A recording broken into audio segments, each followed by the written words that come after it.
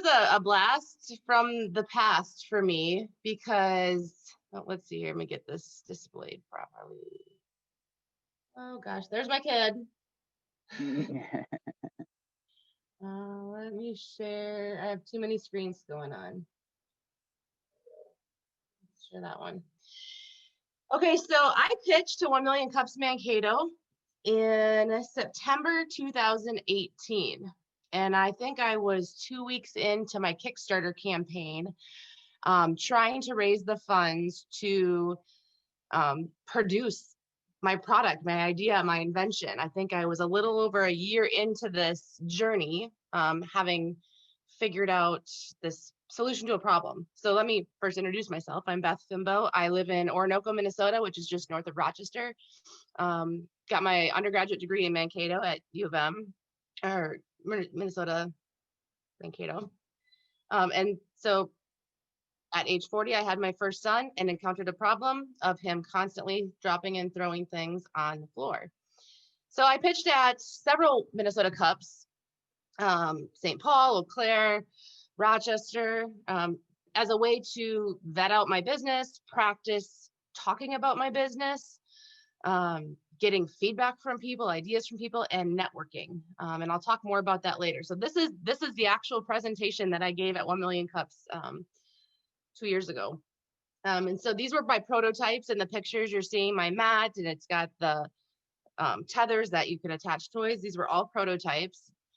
And then I had dug into the market and looked at, what did the market look like? I identified my customer and who was going to be buying the product, and what was the demographics and the insight into those demographics. I had this slide I was so proud of making. I designed this one from scratch, and this was my path to commercialization. And so this was my plan. I was going to finish the product development. I was going to do the marketing, manufacture it, and then sell it to the world, and it was going to be easy. I identified my competition. I had my products highlighted here. Again, these are still back in the prototype days. My first son using the prototypes. And then I talked about marketing, and all of this stuff was stuff that I figured that's what I was going to do. I didn't know what I was doing. It was all new. And now, a couple years down the road, I've definitely learned some lessons through this. And so my plan for sales was going to be to just rock my Kickstarter. And then I was going to sell online into some of the local stores here and then get on Amazon. Well, my Kickstarter failed. Thank God. I did get a website up and running. I did get a couple products into stores before the pandemic hit. And Amazon took a significant amount of time to get set up and get on, but I'm on Amazon too. So some of that's come to fruition. At the time, these are the capital needs that I thought I was going to have. Turns out this is pretty close. I would say that unknown expenses, that bottom one, probably was closer to 10,000. There's a lot of stuff that pops up that you never think of.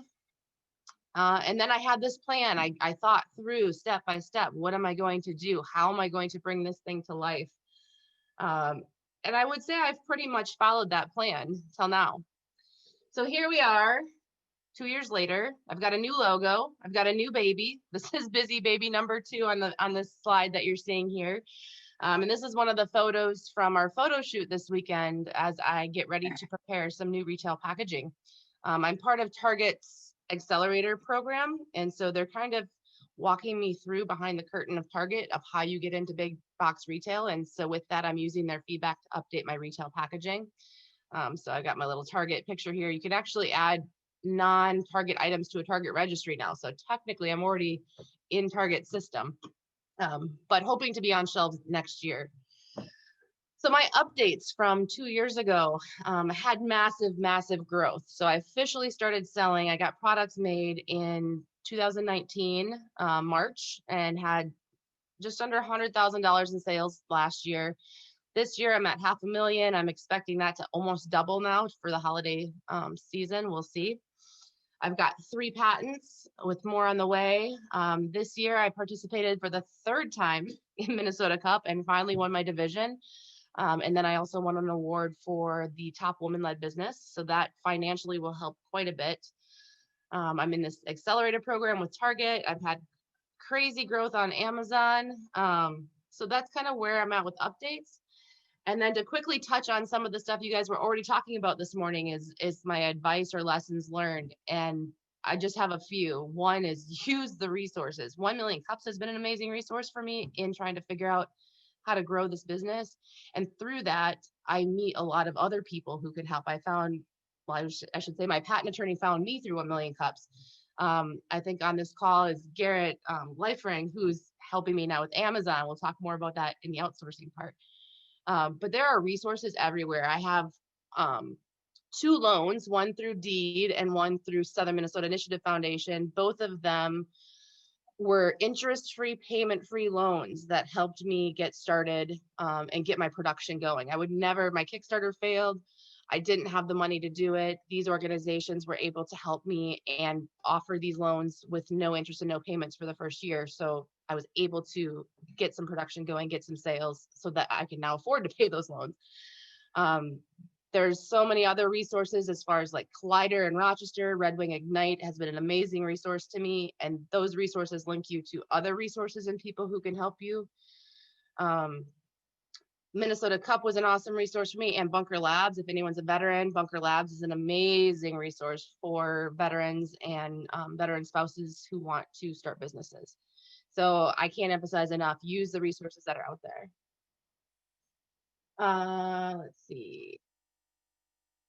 Finding your business tribe. This is something that I think is probably the second most important thing that's helped me get to where I'm going and help me stay sane and keep growing now is my business tribe. I have a group of Facebook friends who are other baby brand business owners that I've met at expos and through this small world that it is. I mean, you would think within globally and even in our country, the baby brand businesses, there's tons of baby brands and tons of people.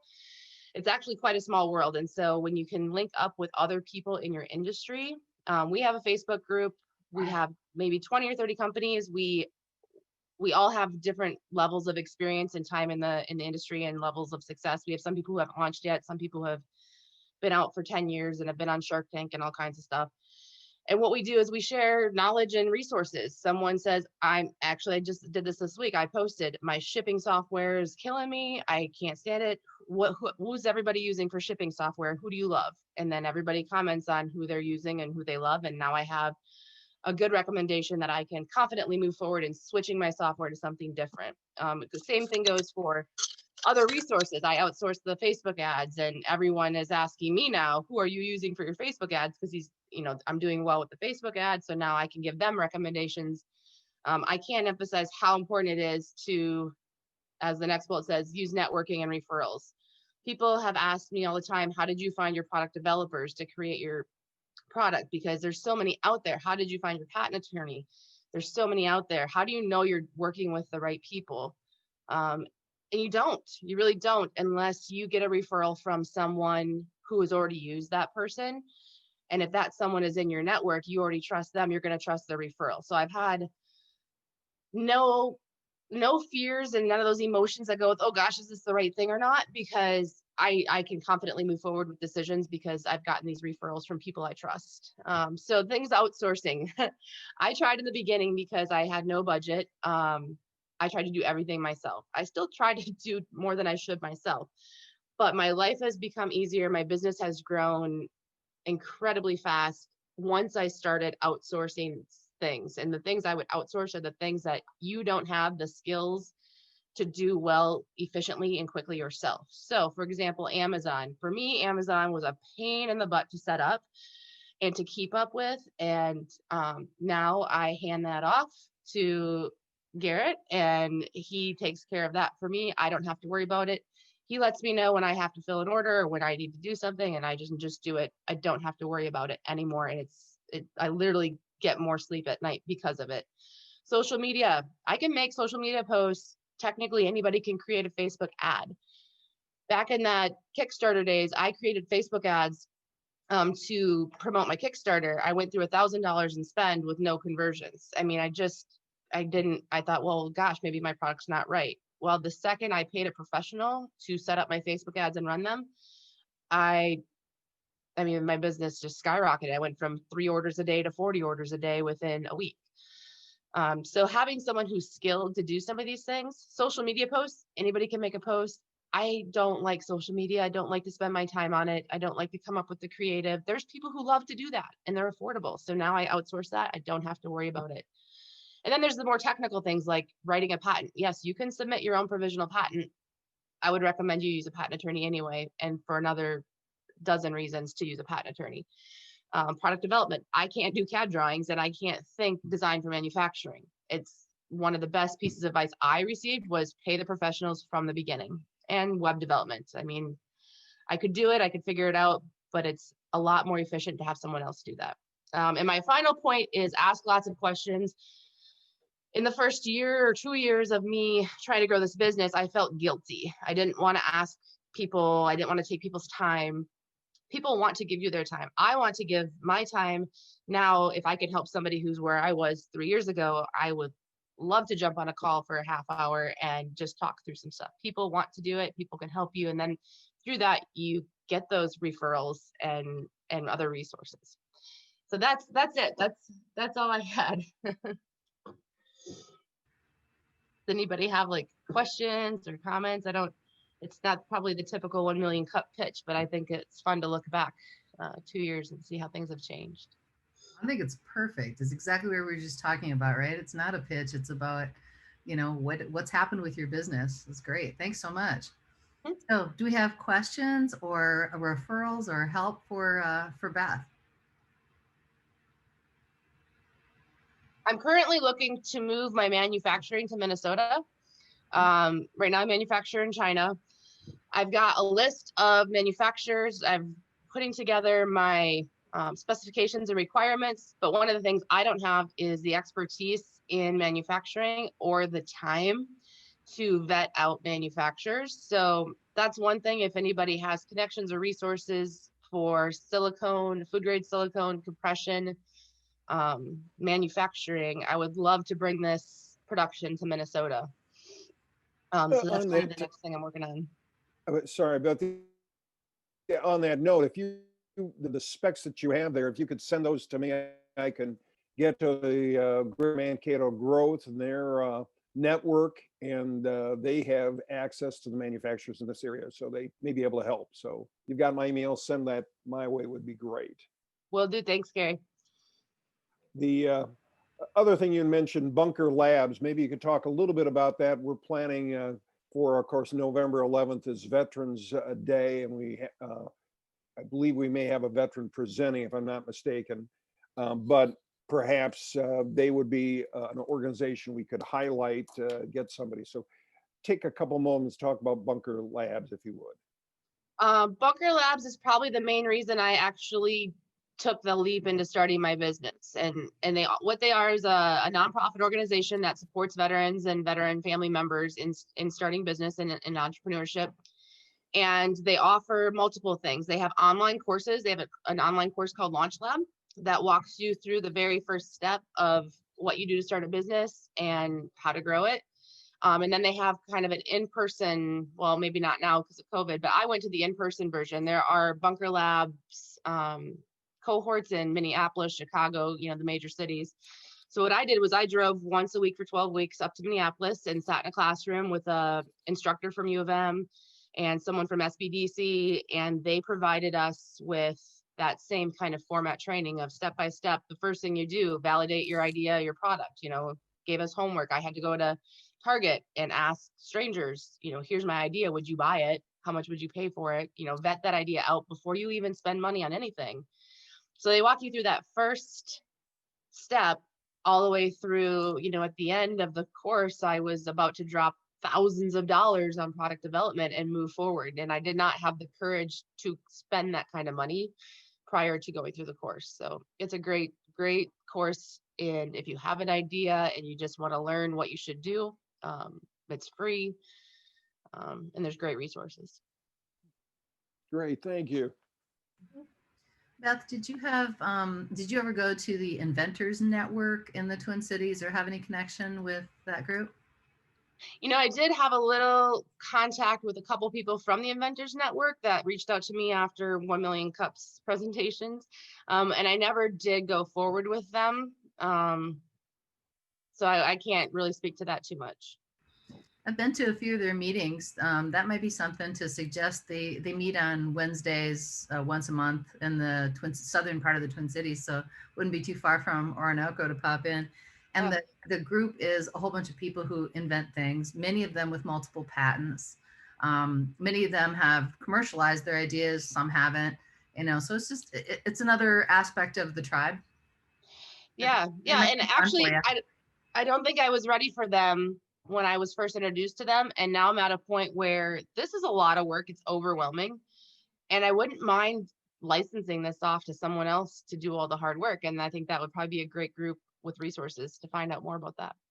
Yeah, there's a couple guys in there that have licensed some of their inventions and their larger projects.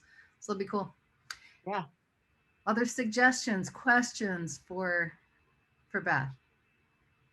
Yes, Beth, so you've had a lot of growth over this last year. It looks like it's been, congratulations on that. With that said, how have you managed through that? What have you changed from then versus now? And I would agree that it appears that you have a ton of work on top of you all day, every day. So how you doing with that? Can you paint a picture of that? I'm taking a lot of deep breaths throughout the day to stay sane. I've hired a part-time person to come in and do fulfillment for me on daily orders for my website, because that's a time-consuming thing that doesn't require, a lot of skill.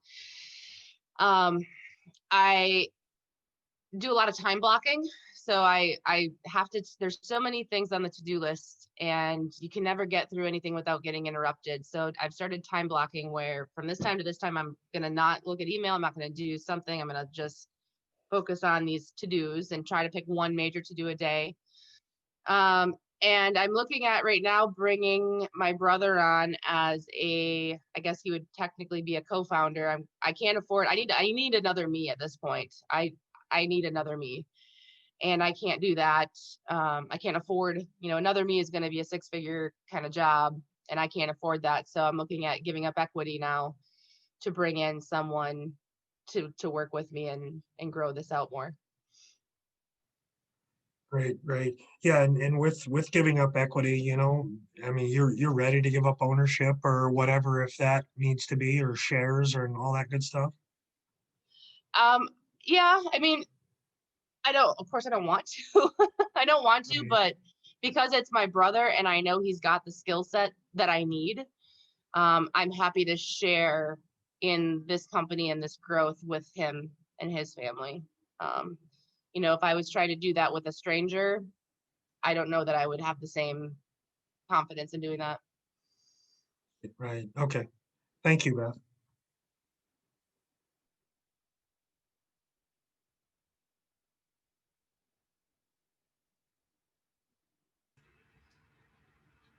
Other questions for Beth or suggestions or ideas? I love the idea Gary had of contacting Greater Mankato Growth about, to see what manufacturers are possibly available in our area. Launch Minnesota, have you had connection with them? Neela Mogard is actually one of my very first champions. My very first start when I had my floppy cut and glued together prototype that I made. I worked with SBDC, and they took me to Red Wing Ignite, and Neela was there, and they were the first people to help me on this journey. So I've actually stayed in touch with Neela, and she reaches out to me when there's opportunities and that. So I'm fortunate to be tied into that pretty well. Good, that's awesome. I don't. Their focus, I know, is on high tech, and the item that you have isn't high tech, but maybe the manufacturing of it is. I don't know. Oh, that's a good point. Yeah, maybe the manufacturing side of things could fit into there. Yeah, it could fit in. And I know that they've been a little bit more gracious about their, in terms of not gracious, but like wider in terms of the scope because of COVID. So if there's a COVID angle to what you're doing somehow that could be helpful. Another question that occurred to me as you were showing your slides really quick of the restaurant scene is with people not in restaurants.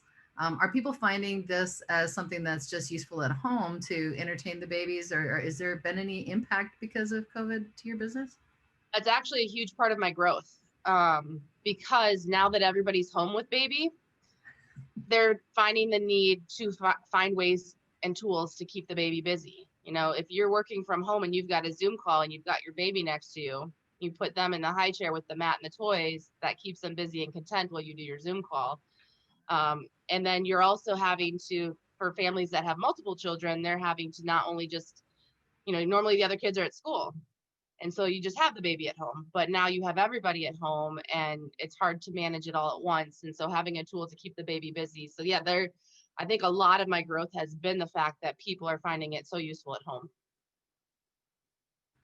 And I just have to ask, because we can see that you're sitting, you know, in your workspace. Yeah. Could you Yeah.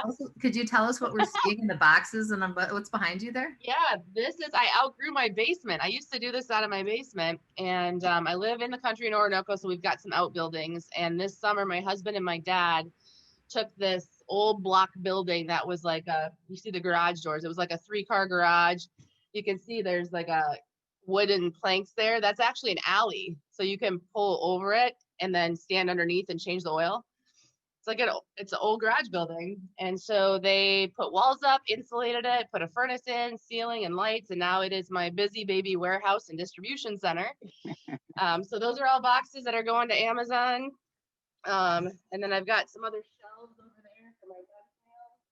And then over here, I've got 2 little kids. So the boys can be out here while I'm working. And then behind me is the fulfillment area. I sell baby toys now on my website to go with the mat. So as soon as I'm done with you guys, I'll print out my fulfillment packing slips and start loading up stuff for the post office today. My fulfillment gal actually doesn't have daycare, so she's out this week. I get to do it all. That's awesome. So I'm gonna put a call out to the rest of the organizers. Would someone like to ask our finishing question? Gary, you want to help me out? Yeah, and again, Beth, thanks so much. And we had talked back and forth, and I appreciate you sharing the networking part. I think is a key. That's a key pillar of 1 Million Cups, as you know, of building connections. So, just to recap, what else could the community do for you? And whatever that community is, broader than Mankato, maybe we do have connections outside this community. If some things came up, is there anything else this community might be able to do for you, Beth? I think where I'm at is just to continue to grow those connections and resources in the manufacturing area, or maybe even in, you know, licensing or that kind of departure from doing it myself to licensing. I'd also really love to grow into international distribution, and don't have any kind of contacts or resources in those realms either. You know, it's kind of a shot in the dark to find people that do have that experience. But that's where I'm at with growth now. I need to get some manufacturing stuff here and find ways to grow globally. Thank you guys for the opportunity to come back and talk again too. This has been a nice reminiscing of back to the good old days. It's hard. I think anybody who's been an entrepreneur for a while, you just are constantly focused on what you're doing right now and what you need to get done, that you don't take the time to look back and see how far you've come. And I think that was a really great thing for me to be able to do today and see, wow, I've really actually come a long ways from 2 years ago. Oh, definitely. So thank you for the opportunity to do that and brighten my own day. Yes, Beth, Thanks, I remember your presentation, and congratulations. I just wanted a point of interest on your last statement today. Reminded me of when our anniversary show and we had Kyle Smith on, and he mentioned a very important point to entrepreneurs, new entrepreneurs especially. He said the most important thing that he learned in his sort of progress in becoming a mover and a shaker in the industry was the little, as simple as it is, just ask. And you made that point today, and it's so, so important. Just ask. Thank you. Yeah, I agree, Bobby. It's amazing that you get so much more than you ever expect when you just ask. But if you don't ask, you get nothing. So